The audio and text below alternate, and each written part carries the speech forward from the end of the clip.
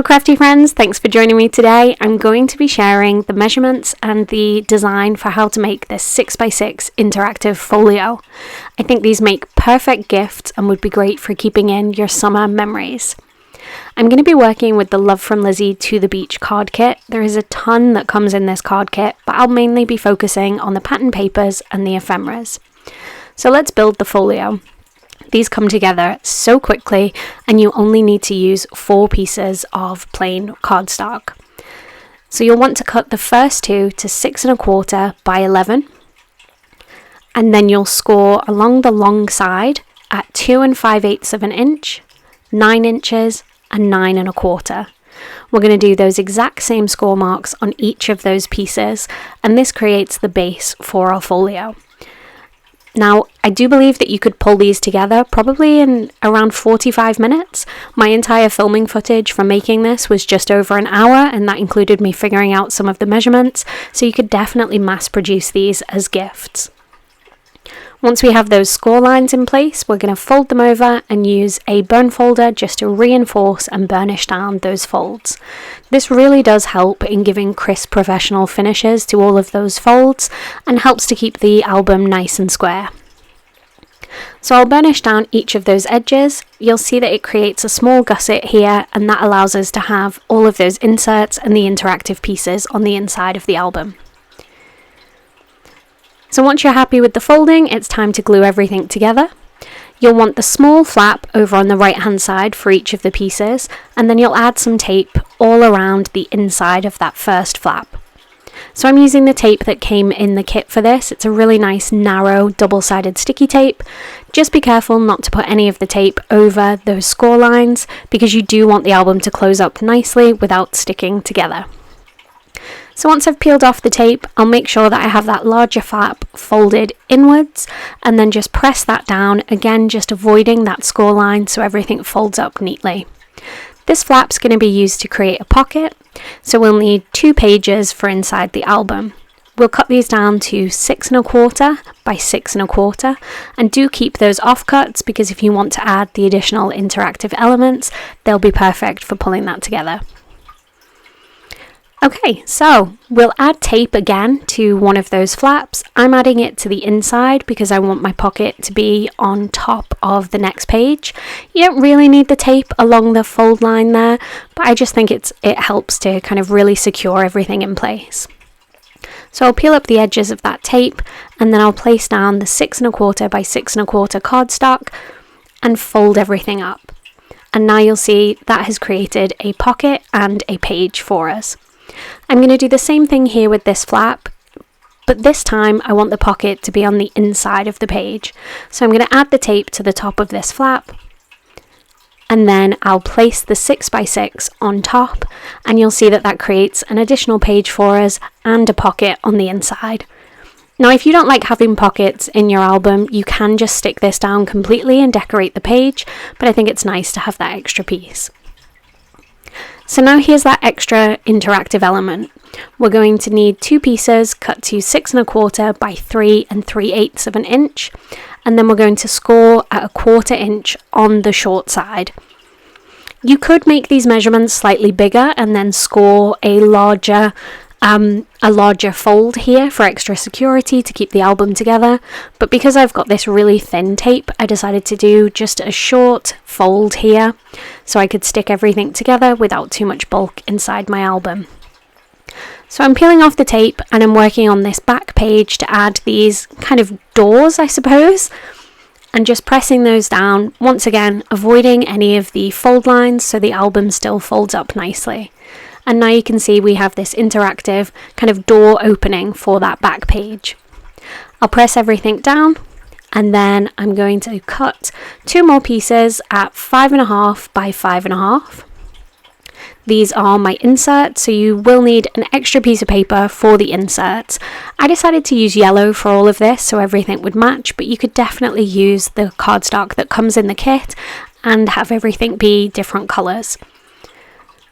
So now I'm counting up how many full pages I have. I am including the front of those doors as a full page, and you'll see why in just a minute. But this came together so very quickly. You could definitely mass produce these as gifts. So I'm sorting through my pattern paper and I'm picking out what I think are kind of the busier patterns and the more plain patterns. I mean, they're all really interesting patterns within this pattern paper, so you can kind of go with what you feel. And I wanted this to have a ton of decoration, so I'm going to focus mostly with those kind of busier patterns for my decorating. I knew I wanted the beach huts for my front cover.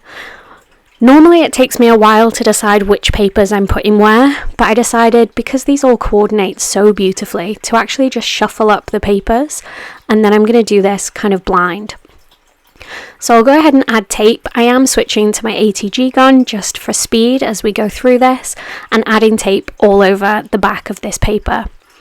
Because this album's designed to work with 6x6 patterned paper, you don't have to cut the paper at all, so it honestly could not come together any quicker. I think you could probably get one of these done in, fully done and decorated in 30 to 45 minutes.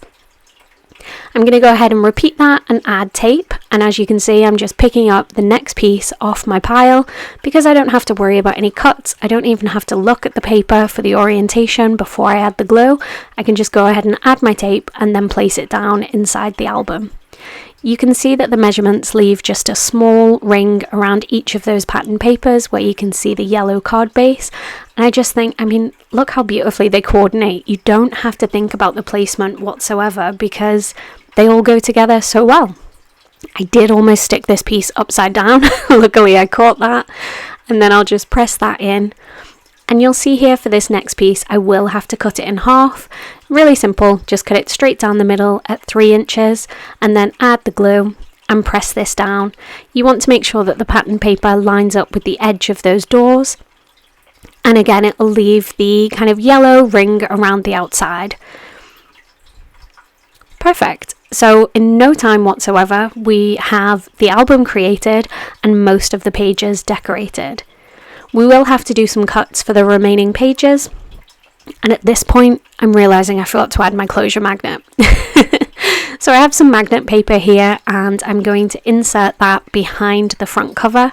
So I'm just using a spatula to kind of loosen up the glue, and then I'll go ahead and press this inside underneath the beach hut paper. In hindsight, I should have used a larger piece of the magnetic paper. It did, once I'd added all of my embellishments inside the album, that magnet was just a little bit too small and not quite strong enough to hold everything shut. So if you were making this, I would definitely recommend using a larger strip of the magnet paper or some stronger magnets.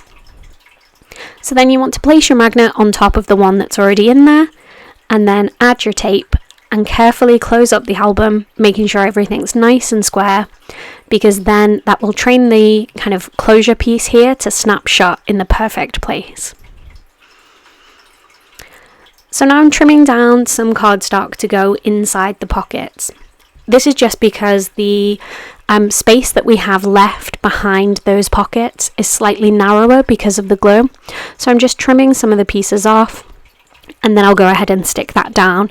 If that intimidates you at all, you can definitely stick down the patterned paper to the pages that we inserted before you close them up and create the pocket, and then you wouldn't have to worry about this step at all. So as you can see, it fits in really nicely. And again, I'm just kind of going blind, picking up the next piece within my pile and pressing that down. It takes away all of the guesswork and all of the time that you would spend kind of second guessing yourself as to whether or not you want to use these particular pieces, and it just makes the album come together so very fast. So now I have these pieces to cover up my opening and closing mechanism. I'm using the same pattern on the front and the back, but if you wanted to, you could definitely mix this up. And I'll place that down, and it completely covers the magnet piece here. So you can't see that it's there, but it still holds the book together.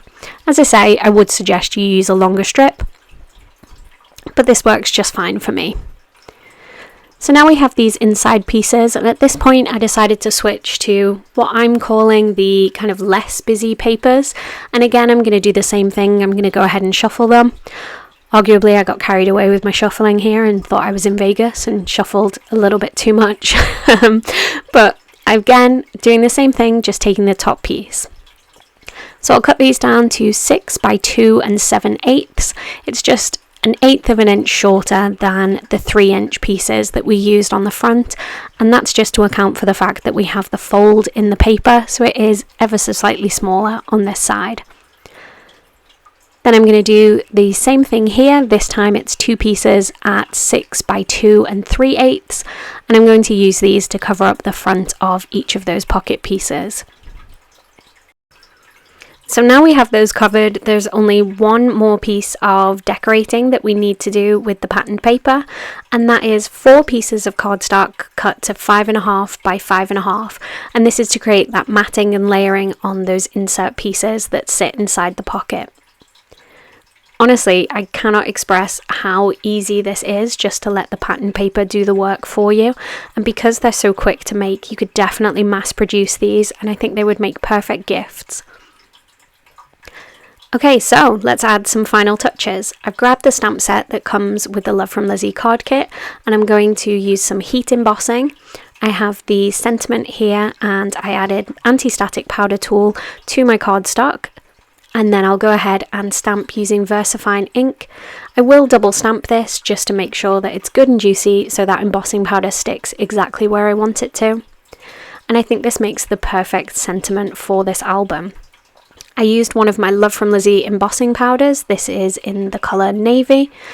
I don't know why I didn't put a piece of paper underneath me as I was working. Normally I would tip the excess onto a piece of paper and then use that folded in half to tip everything back into the jar. But one thing I love about the Love from Lizi embossing powders is they have a really wide mouth to the jar, so it's really easy to kind of tip the excess powder back into the jar. Then I used my heat tool to heat set the Aloha Sunshine. And I'm using one of the Love from Lizi rectangle frames. I just got these frames, and I have to say I have never seen a set of nested dies with quite so many variations of the size, so they have now got a permanent home on my craft desk, and I think I'll be reaching for these often. So I'll add the Aloha Sunshine onto the front of my album, just using some sticky tape, and you can see I've tipped out all of my ephemera onto my desk so I can start working on the pieces that I want to sit on the front of the album. One of the great things about this kit is that many of the shapes that are in the ephemera pack you also have in the stamps, especially if you purchase the add-on stamp set as well. So you don't just have to make this once and then think, okay, well, that's it done, because you can restamp many of the images and colour them yourself and fussy cut them and then make albums like this over and over. So I popped up those beach huts on some foam dots, and then I'm just using a glue pen to stick down these smaller pieces. There's no real rhyme or reason as to why I'm using the glue pen. I just find it's easy when you've got those intricate areas that you're trying to add the glue to. So I'm mixing and matching with the ephemera pieces. I wanted to keep in all the steps of the decorating here just so you can kind of see how I went about the process and picked what went where. So now for inside the album, I'm doing the exact same thing. I'm almost treating these ephemera pieces as if they were stickers and just sticking them down to embellish the pieces of paper wherever I want a little bit of extra detail. So in just a second, I'll show you something else that you can do with these ephemera pieces to create almost like a pocket to add journaling cards or additional photos, and you don't have to go to the effort of making a pocket. I think that's a really great way to use these pieces, and again just adds to the interactivity inside this folio. So what I'm going to do is choose some of the larger ephemera pieces. I'm going to use the beach huts, and I'll just add adhesive to the bottom part of this piece. So when I stick that down, the top is open, and you'll see, I'll show you here with a scrap piece of paper, you can slide something in behind that and hold it in place inside your album. You don't just have to use the kind of beach huts or the more rectangle shapes. You can use one of the Love from Lizi Lashes girls. I love these girls. She's released a few stamp sets now featuring these girls, and they're definitely some of my favourites. So as a final touch, I'm going to add some of the Love from Lizi peel-offs. These are in the heart shape.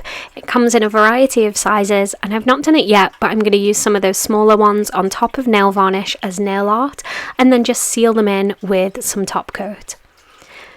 So the album is all together. I'll show you it here with some pictures inserted. I've just put a few in, but there is a ton of space left for additional photos or for journaling cards.